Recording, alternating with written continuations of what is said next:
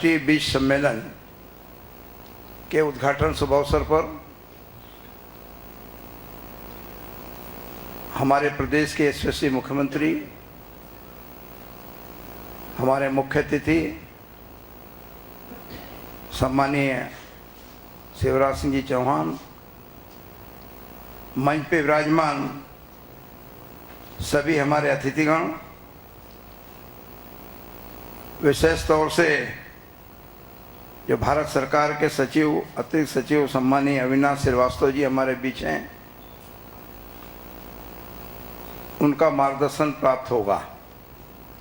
सम्मानीय एंटोनी जी, सम्मानीय मधुकर हरणे जी, सम्मानीय हमारे आर के स्वाई साहब, हमारे प्रमुख सचिव शहीद गुप्ता जी, और इस सीट कॉन्फ्रेंस में पधारे हुए सभी हमारे वैज्ञानिकगण। यदि हम कृषि में क्रांति लाना चाहते हैं तो प्रेरक के महत्व को नकारा नहीं जा सकता। यहाँ हमारे सारे साइंटिस्ट बैठे हैं। चूंकि 27 तारीख को इसका समारोह होना है और समारोह में मुझे आना है, आज हम अपने यशस्वी मुख्यमंत्री जी को सुनना चाहेंगे, जिनके नेतृत्व में मध्य प्रदेश में कृषि में क्रांति ही नहीं आई, अभी तो हिंदुस्तान नहीं पूरे दुनिया में एक हमारे मध्य प्रदेश की पृथक पहचान बनी है। मैं आप सबको अवगत कराना चाहता हूं कि तीसरी बार कृषि कर्मण पुरस्कार के प्रस्तुतिकरण के लिए हमें भारत सरकार ने आमंत्रित किया है। तीसरी बार मध्य प्रदेश अपना प्रस्तुतिकरण देगा और हमें पूरा विश्वास है कि कृषि कर्मण पुरस्कार के हैट्रिक मध्य प्रदेश को मिलेगी और उसका श्रेय हमारे मुख्यमंत्री जी को जाता है, हमारे साइंटिस्ट को जाता है, हमारे प्रशासनिक तंत्र को जाता है, हमारे किसानों को जाता है। मित्रों, हम सब जानते हैं कि मध्य प्रदेश ने ऐतिहासिक उत्पादन किया, लेकिन यहीं रुकने की आवश्यकता नहीं है।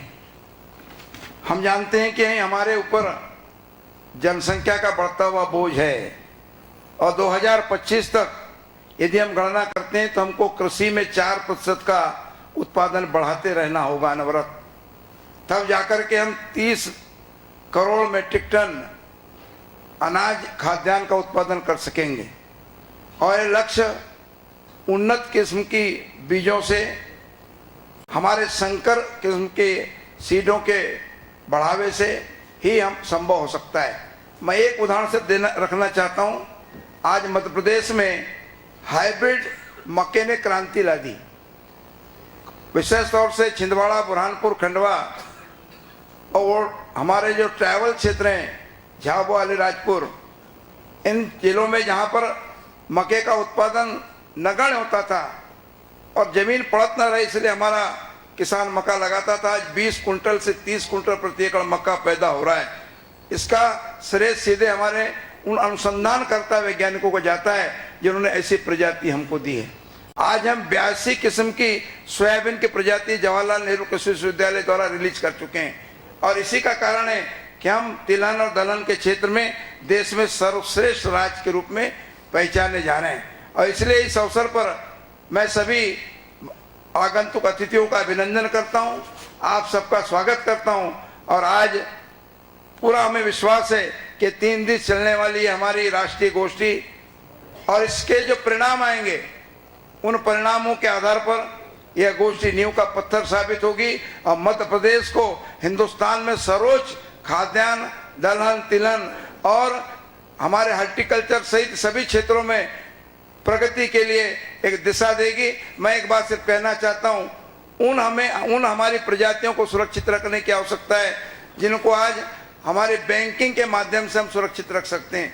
हमारी पुरानी जो प्रजातियां हैं, जैसे कि चिन्नौर, अन्य हमारी पीढ़ी हैं, अन्य हमारे पुराने परंपरागत वे हमारे गेहूं हैं, जिनके जीन्स को सुरक्षित रखने की आवश्यकता है। और मैंने जिस तरह से जवाहरलाल नेहरू कृषि विश्वविद्यालय में देखा, आज भी हजारों किस्म के पुरानी प्रजातियों को आज रखा गया है। पुरानी प्रजातियों को हमको जीवित रखना है और नया अनुसंधान करते हुए इस राष्ट्र को और इस प्रदेश को आगे बढ़ाना है। आप सबका अभिनंदन। माननीय मुख्यमंत्री जी का बहुत बहुत धन्यवाद। आप सबको मैं बधाई देते हुए अपनी बात को यहीं विराम देता हूं। शुभकामनाओं सहित बहुत बहुत धन्यवाद।